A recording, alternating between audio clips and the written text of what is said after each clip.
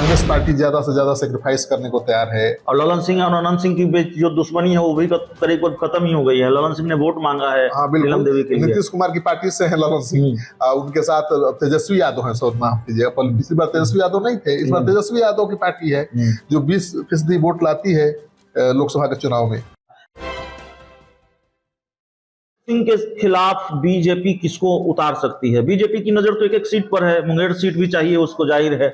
तो ललन सिंह के खिलाफ कौन मैदान में हो सकता है? बीजेपी का पहलवान कौन होगा? ऐसा कोई? देखिए, ललन सिंह के खिलाफ ललन सिंह ही उम्मीदवार हो सकते हैं।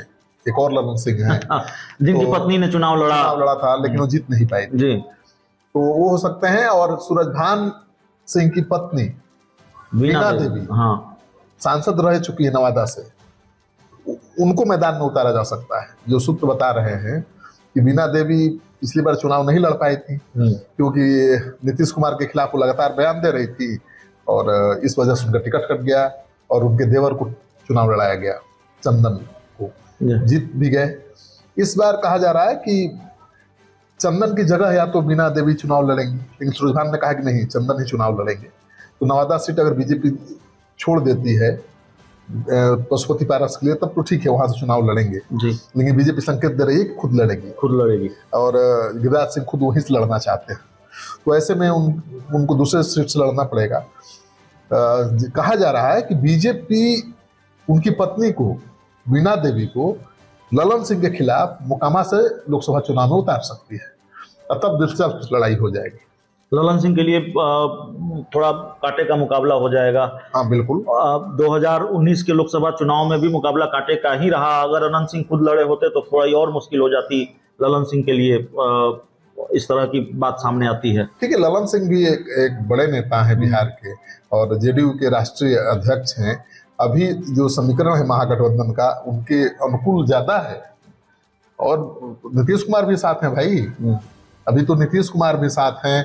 कांग्रेस पार्टी ज्यादा से ज्यादा सेक्रीफाइस करने को तैयार है। और ललन सिंह और अनंत सिंह की बीच जो दुश्मनी है वो भी करीब खत्म ही हो गई है। ललन सिंह ने वोट मांगा है नीलम देवी के लिए। नीतीश कुमार की पार्टी से है ललन सिंह, उनके साथ तेजस्वी यादव है। सो माफ कीजिएगा, पिछली बार तेजस्वी यादव नहीं थे, इस बार तेजस्वी यादव की पार्टी है जो 20% वोट लाती है लोकसभा के चुनाव में।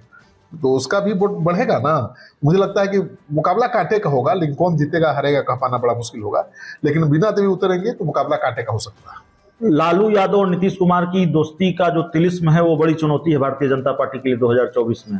बिल्कुल, बीजेपी की बेचैनी बढ़ी हुई है। आप देख रहे हैं बीजेपी की बेचैनी इसलिए बढ़ी हुई है कि जो नीतीश ने फार्मूला दिया है कि बीजेपी और उसके सहयोगी दलों के उम्मीदवारों के खिलाफ विपक्ष का एक उम्मीदवार होगा, इससे बीजेपी की चिंता बढ़ी है। और बीजेपी चाहेगी कि जंगल राज का नारा बुलंद करे। जंगल राज के नारे को बुलंद करके ही बीजेपी अब तक सफलता पाती आई है बिहार में।